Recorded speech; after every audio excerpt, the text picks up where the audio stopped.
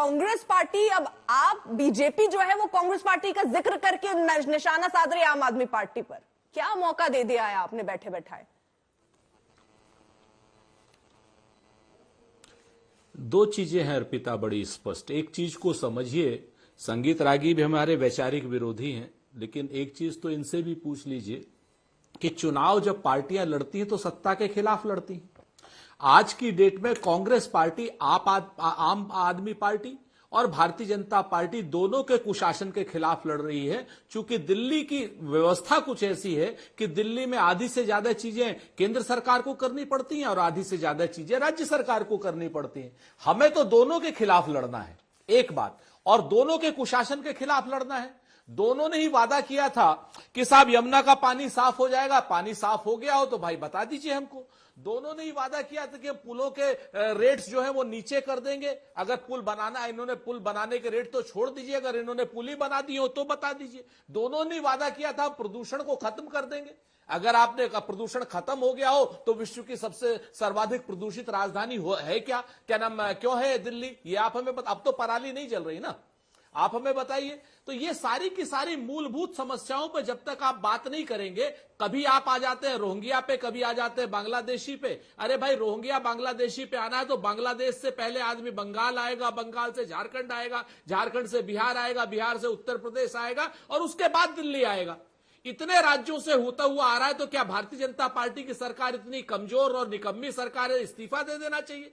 केंद्र के गृह मंत्री जो प्रचार मंत्री के रूप में काम कर रहे हैं उनको इस्तीफा दे देना चाहिए, क्योंकि सारी एजेंसियां उनके पास में है। उसके बाद भी अगर रोहिंग्या दिल्ली में आ रहे हैं तो ये केंद्र सरकार के लिए शर्म की बात है और इस शर्म से उनको डूब मरना चाहिए चुल्लू भर पानी में। आप मुझे बता दें, अब एक दूसरी बात इन्होंने कह दी साहब, अभी जफर भाई कह रहे थे कि आधार कार्ड, बड़े विद्वान प्रवक्ता है, कि आधार कार्ड बन रहे हैं आप पार्टी के दफ्तर में।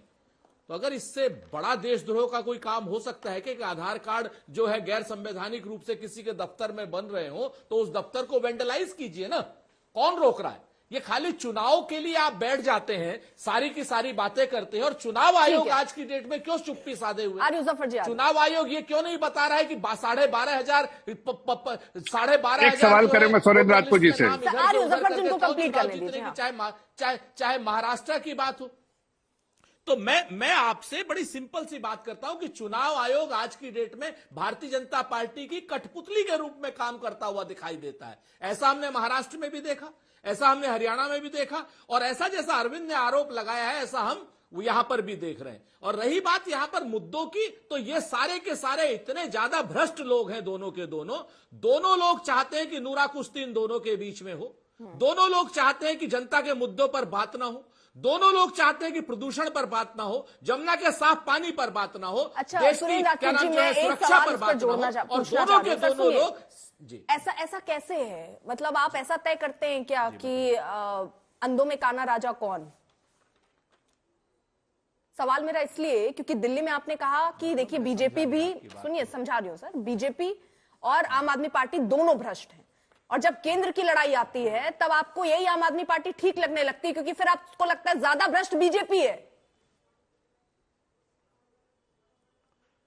मैं आपसे अर्पिता, मैं आपको इस सवाल का जवाब पहले दे चुका हूं। मैंने कहा ना कि मेरे घनघोर वैचारिक विरोधी हैं संगीत रागी, इनसे भी पूछिए कि हम सत्ता के खिलाफ तो लड़ेंगे ना, किसी और के खिलाफ तो लड़ेंगे नहीं। सत्ता के खिलाफ लड़िए, लेकिन सत्ता पर आप कुछ भी विकास का काम ना होना ये सब जिक्र कर सकते थे। आपने भ्रष्टाचारी का इस्तेमाल किया शब्द का सर, तो अगर कांग्रेस पार्टी क्या केंद्र में भ्रष्टाचारियों के साथ जाकर खड़ी हो जाती है जब केंद्र की लड़ाई होती है, तो यही भ्रष्टाचारी सदाचारी कैसे लगने लगते हैं? मैं जी वही मैं बता रहा हूं, चूंकि बड़े भ्रष्टाचारियों के खिलाफ, बड़े कदाचारियों के खिलाफ, बड़े मायावी लोगों के खिलाफ हमें लड़ना है। समझ गई सर, आप मेरी बात को सुनिए ना, आप सुनना नहीं चाहते। 30 सेकंड मुझे। जी सर बिल्कुल। जैसे पंजाब में सरकार आप पार्टी की है, कांग्रेस पार्टी आपके खिलाफ चुनाव लड़ी। दिल्ली में जब ये केंद्र की सरकार आती है, जो सरकार आज की डेट में देश को भी असुरक्षित कर रही है, अर्थव्यवस्था को भी असुरक्षित कर रही है, बाबा साहब भीमराव अंबेडकर के संविधान को भी असुरक्षित कर रही है, और जाति जनगणना भी नहीं कर रही है, और लेटरल एंट्री के जरिए आरक्षण को भी खत्म कर रही है। ये भी एक चुनौती है, समझिए। अगर इंडिया गठबंधन की सरकार बन जाती तो सर आपको भ्रष्टाचारियों के साथ सरकार बनानी पड़ती। जी सर ये कितनी बड़ी दुविधा तो होती है। केंद्र सरकार ये तो अच्छा हुआ फिर सरकार नहीं बनी। उनको करने देते भारतीय नहीं सर, मतलब अगर आप जीत जाते हैं आम आदमी पार्टी भ्रष्टाचारी पार्टी के साथ, आपको बताइए सरकार में रहना पड़ता। जनता ने इसलिए शायद सही आपको चुना कि चलिए मत चुनिए, दोनों भ्रष्टाचारी अपने अपने तरीके से काम करें। कांग्रेस पार्टी जो सबसे सदाचारी है उसे छोड़ दिया जाए। हम लोग दिल्ली के भ्रष्टाचार को भी कम करने की बात करते हैं अरविंद केजरीवाल से, और जो दिल्ली में क्या नाम दुनिया में सबसे बड़ी भ्रष्टाचारी पार्टी है, जो सारे संसाधनों को किसी एक अडानी को दे देना चाहती है, उसके हाथ से सत्ता को हटाना एक धर्म का काम है और आपको भी उस धर्म में सहयोग करना चाहिए। ठीक है संगीत रागी जी, आपसे जवाब लूंगी मैं। जफर इस्लाम जी जल्दी से 10 सेकंड में। आप इस चीज को देखिए। ठीक सर, समझ गए। मैं तो एक सवाल उठाया था, सुरेंद्र राजपूत जी ने उस पर बिल्कुल चुप्पी साध ली। अर्पिता जी 10 सेकंड भाई ये केजरीवाल जी एंटी नेशनल है कि नहीं? देखिए एंटी नेशनल कोई छोटा मोटा आरोप नहीं है, और ये कांग्रेस द्वारा आरोप किया गया है। इसकी चलिए जवाब देने को तैयार है सुरेंद्र राजपूत जी। सर जवाब दे दूं? हाँ। और सच बोलिएगा, आपका अपने माकन साहब ने बोला जफर भाई रुकिए ना जफर भाई, अगर माकन साहब ने बोला है और जफर इस्लाम साहब टीवी चैनल पर बैठ करके चिल्ला रहे हैं, तो क्या मतलब आप अमित शाह जी से इस्तीफा मांगना चाहते हैं? अगर अरविंद केजरीवाल के ऊपर देशद्रोही होने का आरोप लगा हुआ है तो अमित शाह और उसकी एजेंसियां क्या अंडे सेक रही हैं? आप मुझे बताइए कि आज की डेट में कोई आप लोगों ने जांच शुरू की, एफआईआर की, आप लोगों ने कहीं कोई ऐसा काम किया जिससे कि ये प्रूफ हो सके कि प्रारंभिक जांच शुरू की है? अगर आप लोगों ने प्रारंभिक जांच नहीं शुरू की है तो जफर इस्लाम साहब, ये आपकी पार्टी की और सरकार की नहीं, झूठी। मैं कह तो रहा हूं कि हमारे आरोप, अगर हमारे आरोप हैं तो आपने उस पर किया, आपने एफआईआर की क्या? आपकी केंद्र सरकार है, संस्थाएं हैं, दस्तावेज दे दीजिए। राजपूत जी बहुत मुसीबत है इसमें, क्योंकि आपको देखिए निशाना भी साधना अरविंद केजरीवाल से, लेकिन सीधे तौर पर उनको कह भी नहीं सकते कुछ। यहाँ पर आप एकदम त्रिकोणीय फंसते हुए नजर आ रहे हैं। चलिए सर, मैं इसमें जवाब सर संगीत रागी जी को चर्चा में मैं नहीं जोड़ पाई हूँ, समझ गई सर। ये बड़ी मुसीबत की स्थिति इस वक्त कांग्रेस कार्रवाई करोगे, दस्तावेज भेजो भाई। बहुत मुसीबत है सर भाई, दस्तावेज ठीक है भेजो, कार्रवाई करो। जफर जी आ रही, संगीत रागी जी से एक रिएक्शन आ रही, उसके बाद कुलदीप जी आ रही। सर सुनिए, इनको ले लूं चर्चा पे, सर अभी तक बोल नहीं पाए। सुरेंद्र राजपूत जी कह रहे हैं कि अमित शाह जी ने एफआईआर क्यों नहीं किया। अमित शाह जी तभी एफआईआर करते ना जब जो है वो अजय माकन जी जो है वो कोई एविडेंस दे देते। लेकिन सबसे महत्वपूर्ण सवाल है कि ऐसे देशद्रोही, जिसे कांग्रेस पार्टी प्रेस कॉन्फ्रेंस करके कहती है कि अरविंद केजरीवाल देशद्रोही है, और मैं भी मानता हूं, मेरा व्यक्तिगत तौर पर यही मानना है कि जो व्यक्ति खलिस्तानियों से पैसा लेकर के खलिस्तान आंदोलन को अंदर से कहीं ना कहीं परस्पर दे रहा हो, ऐसा व्यक्ति तो देशद्रोही ही हो सकता है, सत्ता के लिए देशद्रोह कर रहा है। तो कायदे से यह सवाल पूछा जाना चाहिए राहुल गांधी से कि जब आप लोकसभा चुनाव में थे तो आप ऐसे देशद्रोही के साथ आप क्यों साथ आए थे? और राहुल गांधी ने लोकसभा के चुनाव में कहा था दिल्ली की सभाओं में, ये तो आरोप है ना संगीत रागी जी, और ये तो सब पे लगते हैं, किस पार्टी पर नहीं लगते हैं? एक मिनट, मैं तो राहुल गांधी पर भी बीजेपी और तमाम दल यही आरोप लगाते हैं। ऐसे तो सब देशद्रोही ही हैं सर, अपने अपने नजरिए से। अर्पिता मैं तो वही सवाल कर रहा हूँ, ये तो कांग्रेस पार्टी को जवाब देना चाहिए कि या तो देशद्रोही नहीं है या कहें कि हाँ वाकई देशद्रोही हैं। तो ऐसे में यदि कांग्रेस पार्टी ने प्रेस कॉन्फ्रेंस किया है तो कांग्रेस पार्टी से तो ये सवाल बनता है। नहीं सर, मैं एक मिनट, तो मैं अपनी बात खत्म कर लूं। दूसरी बात, यदि ये भ्रष्टाचारी हैं तो इस भ्रष्टाचारी के साथ राहुल गांधी क्यों साथ गए, ये भी सवाल बनता है। तीसरी बात, कुलदीप जी की बात पर आते हैं। उन्होंने कहा कि अरविंद केजरीवाल, उन्होंने जवाब नहीं दिया आपके टेक्निकल प्रश्न का। आपका टेक्निकल सवाल बहुत वाजिब था कि कल जाकर के यदि जीत भी जाते हैं तो क्या आम आदमी पार्टी उनको बनाएगी, और बनाएगी तो क्या सुप्रीम कोर्ट का वही जो वर्ड, जो ऑब्जर्वेशन है, राइटिंग है, वो लागू होगा या नहीं होगा? बिल्कुल लागू होगा जब तक कि सुप्रीम कोर्ट अपने उस चीज को बदल नहीं देती है। तीसरी बात, अरविंद केजरीवाल जी कहा था कि देखिए हम जनता की निगाह में पाक साफ हैं, और दिल्ली में वोट उसी पर मांगने गए थे। जनता ने सातों की सातों सीटें भारतीय जनता पार्टी को जिता दी। हरियाणा में चुनाव के लिए वो गए थे, हरियाणा में भारतीय जनता पार्टी को प्रचंड विजय मिली। एक और बात, रोहिंग्या और बांग्लादेशी मुसलमानों को बसाने का काम आज से नहीं बहुत पहले से चला आ रहा है, 1997 में अरुण शौरी ने अपनी पुस्तक लिखी थी और उसमें उन्होंने जिक्र किया था 7 लाख बांग्लादेशी मुसलमान दिल्ली एनसीआर के रीजन में रह रहे हैं। 4 साल भारतीय जनता पार्टी की सरकार थी। आपको ध्यान होगा कि आईएमडीटी एक्ट आ गया था, जिसे बाद में 2011 में सुप्रीम कोर्ट ने उसे निरस्त किया। यही सोनोवाल जी थे जो सुप्रीम कोर्ट में उसको लेकर के गए थे। आईएमडीटी एक्ट के बारे में सुप्रीम कोर्ट का ऑब्जर्वेशन सिर्फ आपको बता दूं और तब पता लगेगा कि कौन इसके लिए अपराधी है। कांग्रेस पार्टी ने बांग्लादेशी मुसलमानों को बसाने के लिए आईएमडीटी एक्ट लाया था। उनको यहां पर सुरक्षा प्रदान है, उनको हटाने के लिए नहीं लाया था। और भारतीय जनता पार्टी ने जब भी पहले भी जब उनको हटाने का काम की थी तो बहुत सारे ऐसी पार्टी जो आज करके नहीं है, टीडीपी तक उसके विरोध में आ गई थी। शिवसेना महाराष्ट्र में उनको निकालने का प्रयास किया था, तब यही लोग आकर के चिल्लाना शुरू कर रहे हैं मुसलमानों का दमन हो रहा है। और कांग्रेस पार्टी ने वोट बैंक के लिए दिल्ली में उनको बसाया। बाद में आम आदमी पार्टी का वो वोट बैंक खड़ा हो गया। ठीक ऐसे ही हुआ जैसे कि पश्चिम बंगाल के अंदर बांग्लादेशी मुसलमानों ने पूरा आकर के वहां की डेमोग्राफी बदल सके। बंगाल की सिचुएशन नहीं हैंडल की जा सकती, लेकिन दिल्ली में अगर आप बांग्लादेशी, ये सवाल मैं जफर इस्लामी से भी पूछा, मैं इस पर भी जिक्र कर रहा हूं। और बीजेपी ने, आप अगर ये गिना रहे हैं कि कांग्रेस पार्टी ने क्या किया, तो आप मुझे जरा ये भी गिनवा दीजिए कि बीजेपी ने क्या किया रोहिंग्या और बांग्लादेशियों को हटाने के लिए। बिल्कुल, मैं यही सवाल भारतीय जनता पार्टी से मैं भी करता हूं कि आज जो बांग्लादेशियों और रोहिंग्याओं का, चाहे ये 50 साल से यहां कर रहे हैं, इनको एक एक घर के 5 पीढ़ी से भी काम कर रहे हैं, इनको एक एक करके चुन करके बाहर निकाला जाने, इनको कंसंट्रेशन कैंप में रखो, कहीं भी रखो, इनका वोटिंग राइट्स हटाओ, लेकिन इनको दामाद बना करके रखने का काम जो है वो भारतीय जनता पार्टी ने नहीं किया है, यही कांग्रेस पार्टी ने किया है और आम आदमी पार्टी ने किया है। और ये सब कोई अच्छी तरीके से जानता है। आप टीवी राजेश्वर का आप रिपोर्ट पढ़ लीजिएगा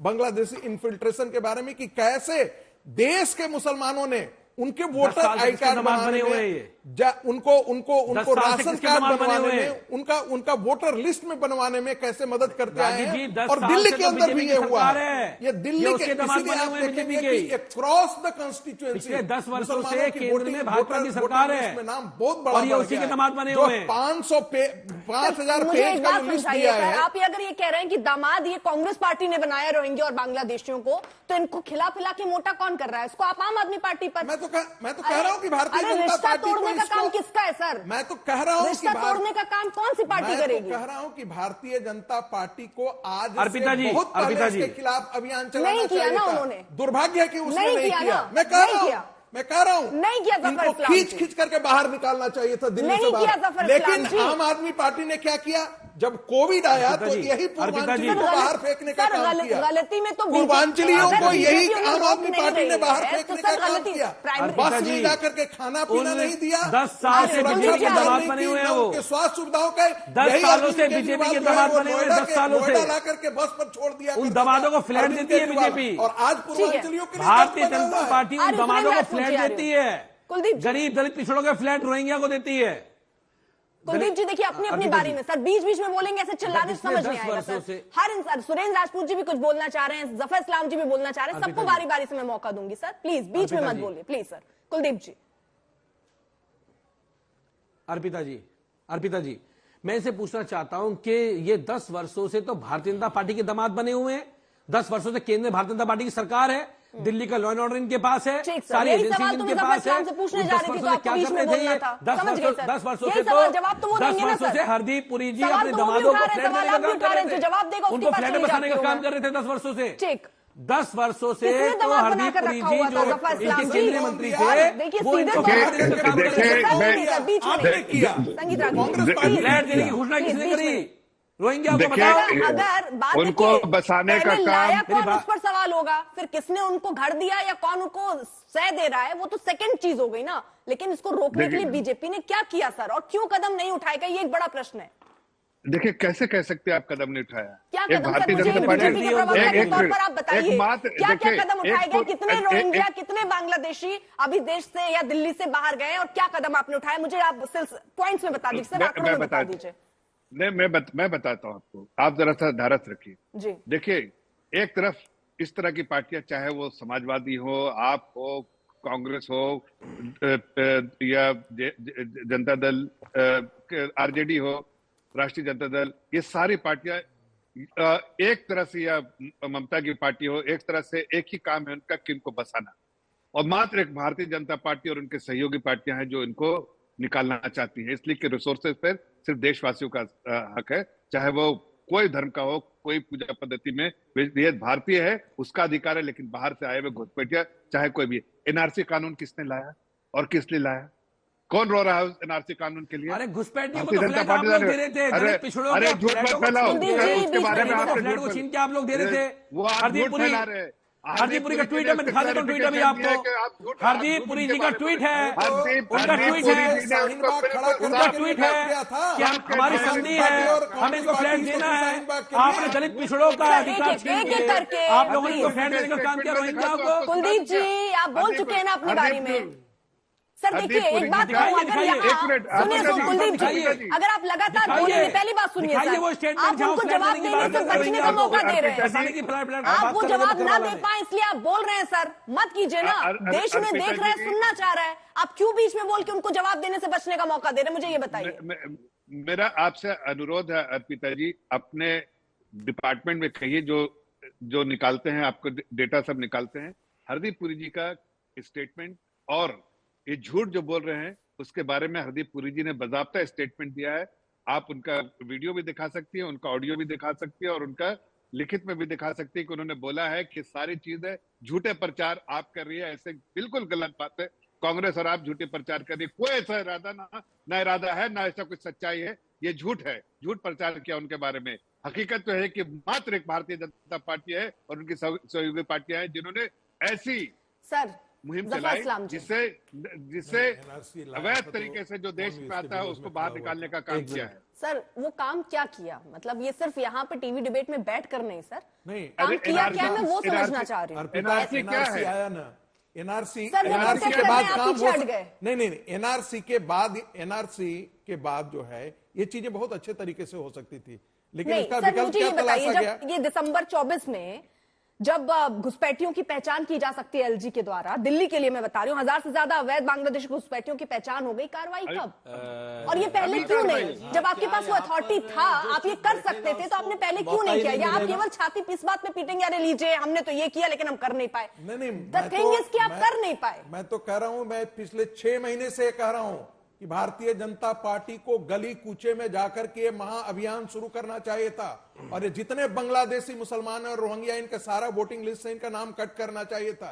ये 5 लाख नहीं, कम से कम 20 लाख के आसपास ऐसे वोटर्स लिस्ट में नाम जुड़े हुए हैं जो वोट काटने थे रोहिंग्याओं के, काटने दलित पूर्वांचलियों के, आप एक तरफ इनको वोट काटने थे रोहिंग्याओं के, काटने दलित पूर्वांचलियों के वोट काट रहे हैं। दोनों चीजें दोनों इंपॉर्टेंट है। एनआरसी पर कौन एनआरसी अर्पिता जी, इसको डिटेक्शन होता, इनको सारे बांग्लादेशी मुसलमान पकड़े जाते हैं। और ये सुरक्षा के लिए कौन आया? आम आदमी पार्टी आई और कांग्रेस पार्टी आया।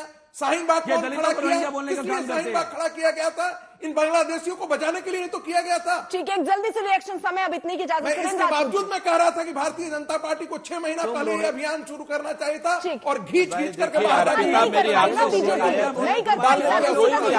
बाहर बैठा हुआ है। इनको वोट कटवाने रोहिंग्याओं के, कटवाने पूर्वांचलियों के। सर आवाज कम करानी पड़ेगी, नहीं अच्छा लगेगा सर। कुलदीप जी, आप पूरे डिबेट में आप ऐसे ही कर रहे हैं, मत कीजिए ना सर, मत कीजिए प्लीज। सुरेंद्र राजपूत जी। अर्पिता जी, थोड़ा सा आप हमारे साथ अन्याय कर रही हैं। वो कहते हैं ना कि मुंह में छुपी हो मीठी बातें, रग रग में अय्यारी हो, और उसकी दवा कहां से लाऊं जिसको ये बीमारी हो। संगीत रागी जी के रहते हुए जफर इस्लाम भाई को बुलाना बेकार था। पिछले 25 सालों में संगीत भाई एक चीज याद रखिए कि 15 साल सरकार भाजपा की रही। अगर आज की डेट में रोहिंग्या दामाद बने हुए हैं ना आपके, तो इसके जिम्मेवार आपकी कुनीतियां हैं, आपका डर है। और आपने तो एक रोहिंग्या और बुला लिया, शेख हसीना को किस उसमें रखे हो भाई? अभी तो लेटेस्ट आप लोगों ने किया है ना। अगर आपकी हिम्मत है, हैसियत है, हौसला है तो करिए, काहे को चाटुकारी करते हो भाजपा की? 15 साल सरकार 25 सालों में जिस दल की रही हो उससे सवाल न करके आप कांग्रेस से सवाल करते हो। आपको शर्म नहीं आती है क्या? जनता नहीं देख रही है? और इन रोहिंग्या और बांग्लादेशियों के नाम पर जो इस दिल्ली के चुनाव को आप हिंदू मुसलमान करना चाहते हो, अरे चुप रहो भाई।